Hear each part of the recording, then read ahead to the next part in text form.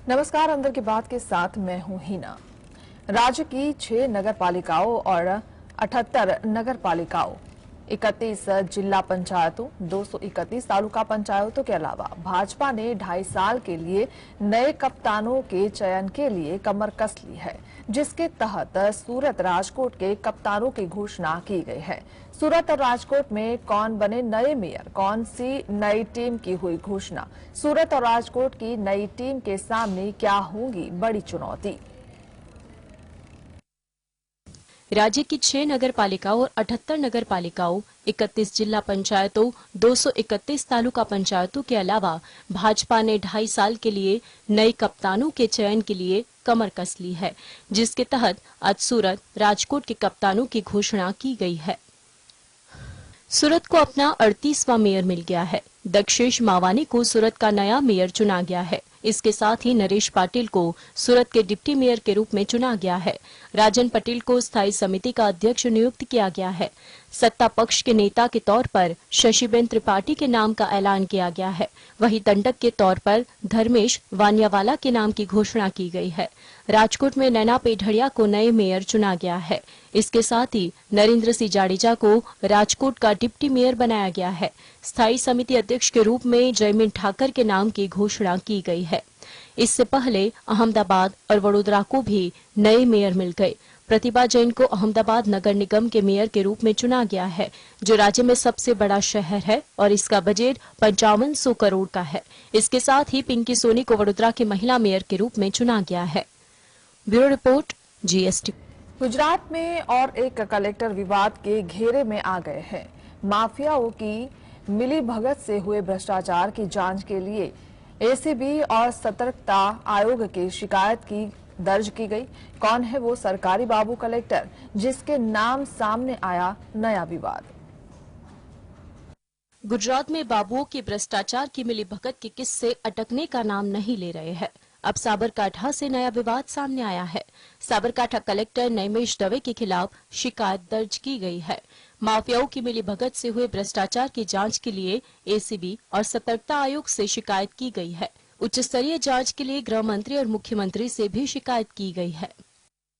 एक महीनाની અંદર મહિને 10-10 કરોડ રૂપિયાની પ્રેક્ટિસ કરતા હોય આવા કલેક્ટર અને PA2 ચીફની એ મારો પાક્કો સંદેહ છે. એટલા માટે જ મેં anti corruption bureau, vigilance commission અને માનનીય મુખ્યમંત્રીને પણ આ તમામ બાબતે લેખિતમાં ફરિયાદ કરી છે અને મારી નમ્ર અરજ છે ત્રણે પદાધિકારીઓને કે ઉચ્ચ અધિકારીઓ દ્વારા આ વસ્તુના મુદ્દાની તપાસ કરવામાં આવે.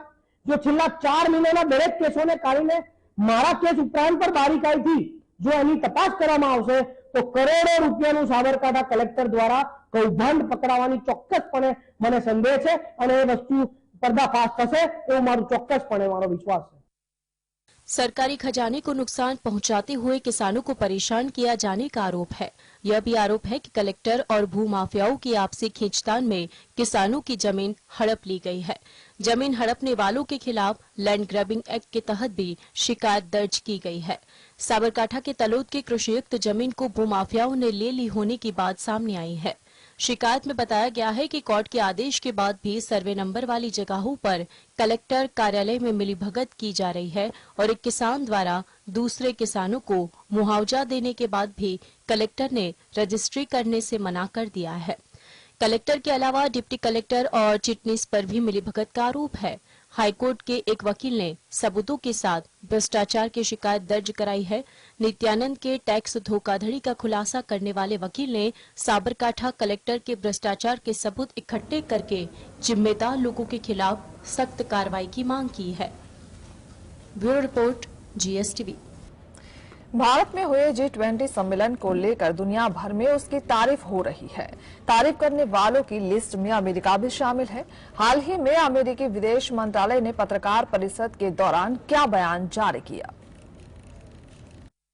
अमेरिका ने दिल्ली में हुई G20 शिखर सम्मेलन के लिए भारत की तारीफ की है। अमेरिका ने G20 आयोजन को सफल करार दिया है। इस सम्मेलन में हिस्सा लेने के लिए अमेरिका के राष्ट्रपति जो बाइडेन, फ्रांस के राष्ट्रपति इमैनुअल मैक्रों, ब्रिटेन के प्रधानमंत्री ऋषि सुनक जैसे नेता दिल्ली पहुंचे थे। G20 में ग्लोबल मुद्दों पर सभी नेताओं ने चर्चा की। अमेरिकी विदेश मंत्रालय के प्रवक्ता मैथ्यू मिलर ने प्रेस ब्रीफिंग में G20 को लेकर बात की। उन्होंने कहा, हम पूरी तरह से मानते हैं कि ये सफल रहा।